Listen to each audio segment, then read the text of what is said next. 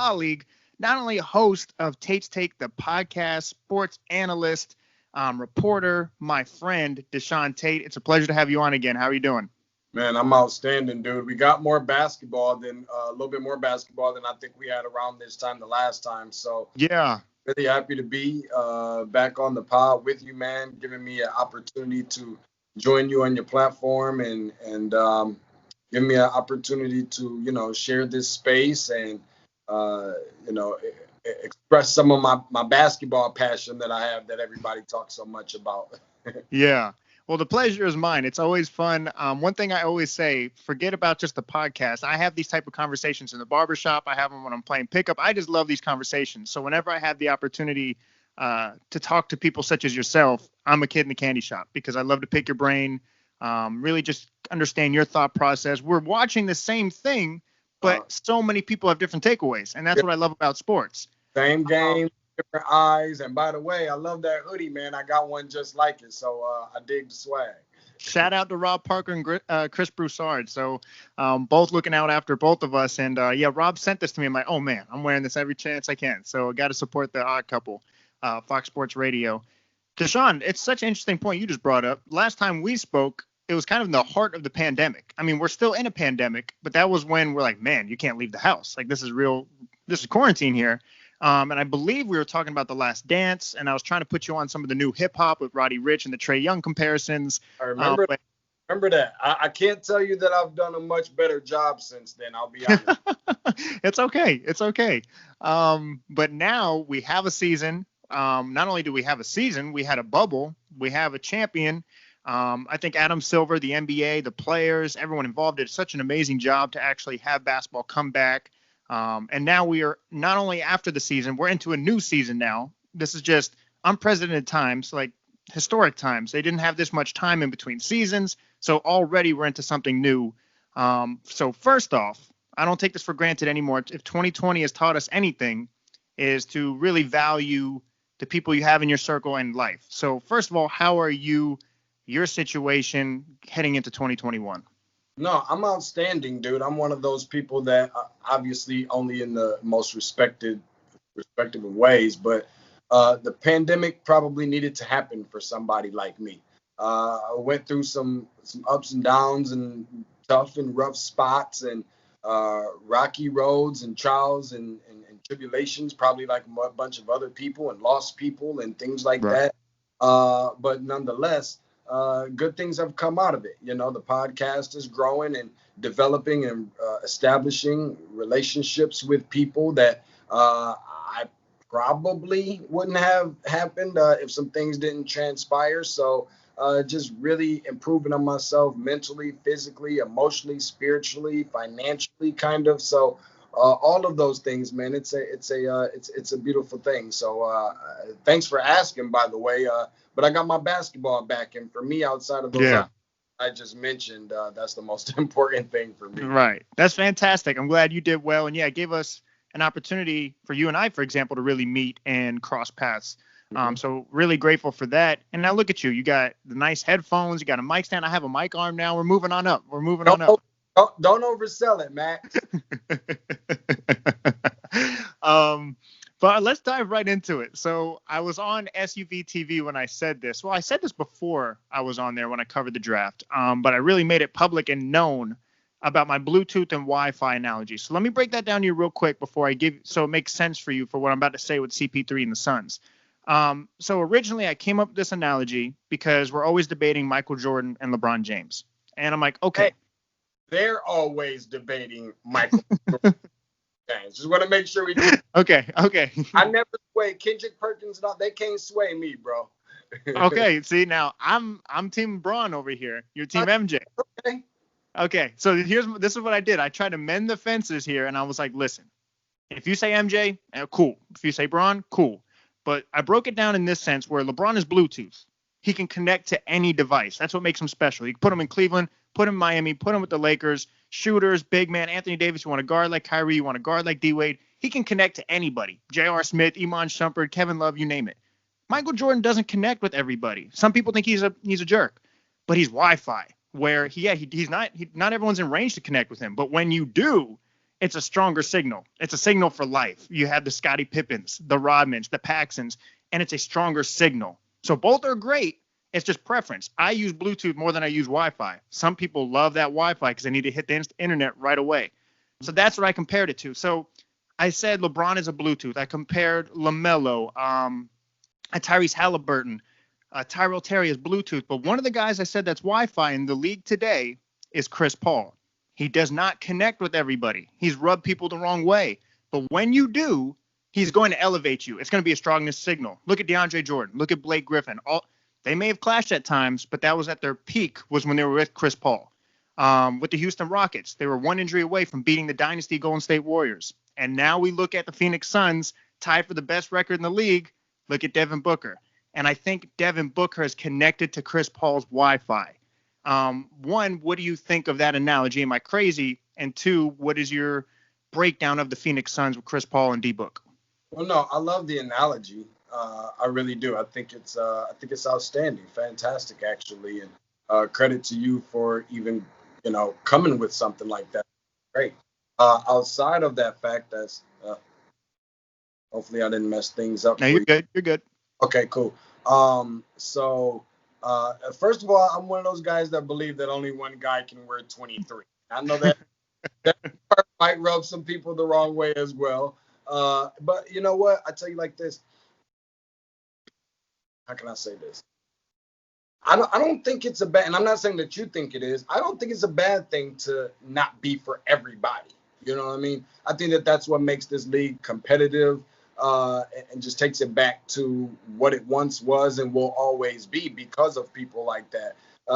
And even more so, the thing that I do think that there is a connection with for LeBron, like one thing I don't think he could afford, while Kyrie was saying, no, we don't need to kind of come back and resume the league. We need to kind of keep our foot on the accelerator while we have a little bit of leverage as people of color, and we don't need to resume. We need to kind of, keep the gas on that, where LeBron was saying, no, we need to play. So one thing LeBron I don't think could afford to do was to not win the championship, with all of that being said. So one thing I also noticed was, I was wondering, we went through 10 episodes of The Last Dance. And so I was curious to know, outside of the pandemic in general, who was The Last Dance in the Michael Jordan / Chicago Bulls story going to motivate more than anybody? And there was a couple of those people. Obviously, one of them was LeBron James. So I think that they do correlate or have a connection in that area. Another one was probably Devin Booker, on the way that he was going off in that, 8-0 or 9-0 run to try and at least make push towards the playoffs. And while they were unsuccessful at it, he definitely came to play and did everything that he could and laid it off. Did exactly what I believe Michael would have done. As far as the Phoenix Suns go and Chris Paul, I mean, listen, I'm not going to sit here and tell you I'm the biggest Chris Paul fan, because I never have been. You have players and teams that's like, I like this team or I like this player and I know why. You have these other times where you're like, I kind of not a fan of this player in this team and I know why. Now, on the opposite side of that, you have teams and players where I feel like it's like, I like this player and I like this team and I don't know why. And you have some of those players and teams where it's like, I don't really care for them and I don't know why. I don't really have a reason behind why I'm not the biggest Chris Paul fan, just naturally. Now, one thing I can respect the way that he breaks the game down in angles, mathematically, because it is geometry. It is algebra from a point guard perspective. For the amount of wear and tear and miles that he's put in on his body in this league to try championship or no championship when he hangs it up, I think it's phenomenal. He's inarguably the best leader in this league. Everything that he stands for off the court as well, to my knowledge. And just the way that he went over, he could have been had the biggest gripes in the world coming from the Houston situation, being really close to maybe a championship. Now you're in OKC again, okay, and you're trying to lead a bunch of young dudes. And not only did they meet the expectations, which were very, very low for OKC last year, but he exceeded the expectations by getting to the playoffs and everything else that came with it. I think they went 7 games with Houston or someone like that. I think in the beginning. I say all that to say that what he's been able to do now, that just gave me that much more respect and appreciation for he in his game. Now going over to Phoenix, where I think he's doing a good job. Listen, they're 5-2. Okay, they're tied for first in the Pacific in the division. They're tied for first in the Western Conference. They're NBA as far as their record for second place, and they've got a pretty favorable schedule within the next handful of games or so. They've got some wins over some teams in the playoffs from last year already. The addition of Jay Crowder, I think, has been great. Cam Johnson, all of these guys, it's like being in OKC all over again, but in a better situation. So sorry to take you all around the world and bring you all the way back to the back door, but that's just kind of the analogy of where I am right now with the Phoenix Suns, who I've always kind of, you know what, I'm going to say this real quick. Phoenix Suns is one of those teams I've always been a fan of. Couldn't always tell you why. Maybe that's Tom Chambers and Kevin Johnson or something. Maybe, I don't know, that 93-ish. But they just always rub me the right way. You know what I mean? I can't really explain it. I'm a Piston. I'm a bad boy for life. But Phoenix Suns has always been right there. So I'm not just jumping on the bandwagon last night. Right. So you brought up an interesting point. First of all, you don't ever have to apologize because I love the way your mind works when it comes to breaking down the game. But you brought up such an interesting point. So it goes to OKC. So what most people would say, man, that's the all-time lowest point in his career because it's like, man, now he's no title hopes. Almost in a weird way was the best thing that could have happened to him because it showed his value. Like you said, exceeded expectations. So let's take Chris Paul in a better situation, which is Phoenix. We both agree upon. What are your expectations for them then? Because expectations were essential for him to show his value. So now expectations are everything. What are your expectations for him and the Suns?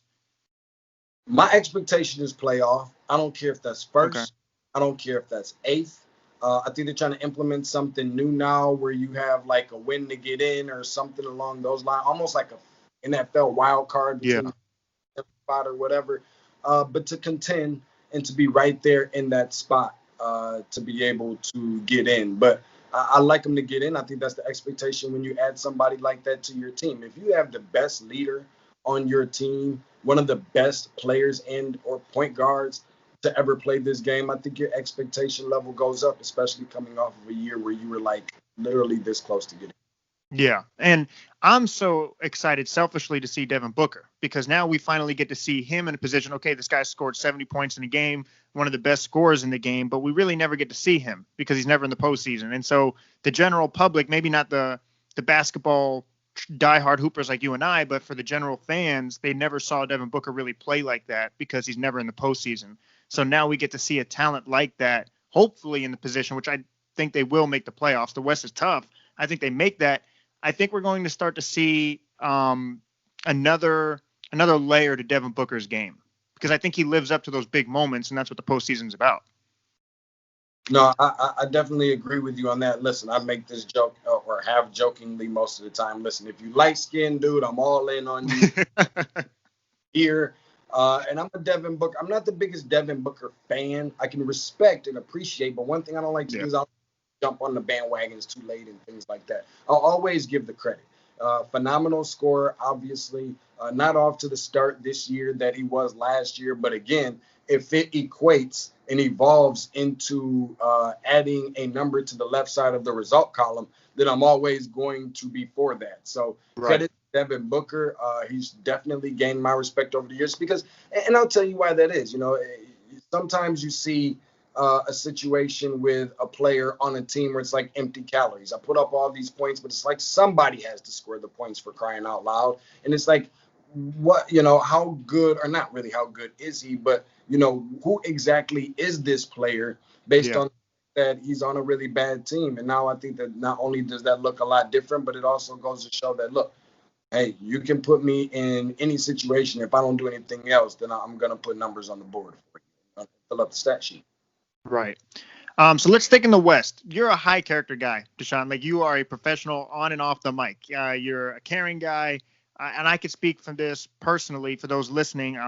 The amount that you've shown how much you've cared and really just taken an interest in me and my career and my life truly is something I'll never forget. And I say that to say this.